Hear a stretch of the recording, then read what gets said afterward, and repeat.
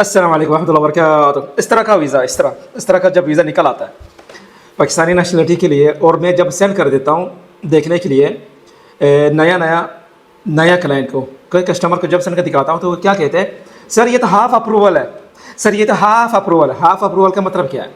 Visa मुकम्मल visa issue होकर आ गया, ये वर्क वीज़ा जैसा है।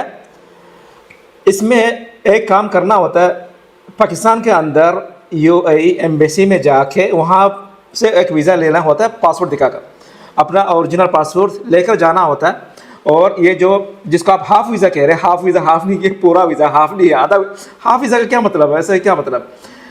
ये जो वीज़ा है जो निकला, इसके थ्रू पहले तो होता था कैसा कि वहाँ एम्बेसी जाने की ज़रूरत नहीं पड़ती, मेडिकल करने की ज़रूरत नहीं पड़ती उस वक्त, पहले 2-3 साल 4 साल पहले इस तरह का वीज़ा जब निकल आता था, इसी वीज़ा के थ्रू, इस जो ये पेपर है ये इसको एयरपोर्ट में शो करा के इसी वीज़ा के अंदर, इसी में चेंज स्टेटस करके इंटर हो जाते थे लोग, हो सकते थे लोग। ओके, उस वक्त जब नया कानून नहीं बना, जब मेडिकल वहाँ पे करके आने के लिए नहीं कहते थे, उससे पहले इस तरह का वीज़ा जब निकल आता था, इसी वीज़ा को लेकर एयरपोर्ट में दिखा के इसी के थ्रू इंटर होकर इसी में चेंज स्टेटस करके आ जाते थे लोग अंदर, दुबई के अंदर।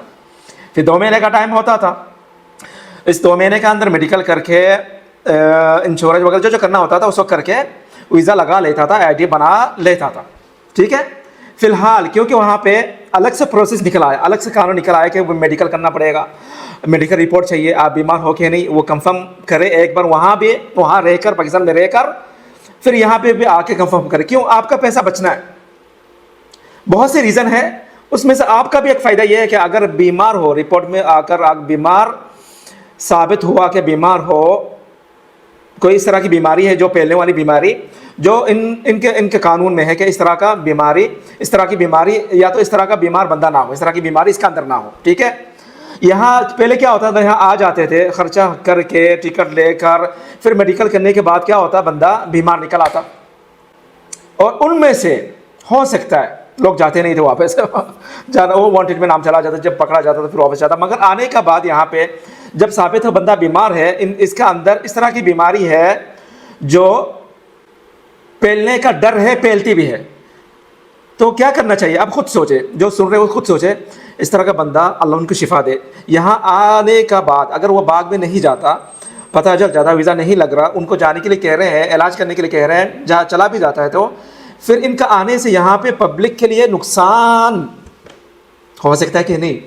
तो आपके लिए, पब्लिक के लिए बेहतर नहीं कि उनको आने भी ना दे, और वहाँ पे चेक करा ले पहले, आने से पहले वीज़ा निकल गया, आने से पहले वहाँ पे चेक करा ले, एक बार देख ले बीमार है कि नहीं। हो सकता है उनको खुद पता नहीं कि वो बीमार है, उसका इस तरह की बीमारी है पता नहीं, तो पता चलने के बाद वो इलाज करना, उसको शिफा मिले, वो ज़्यादा बेहतर नहीं, अल्लाह उनको शिफा दे।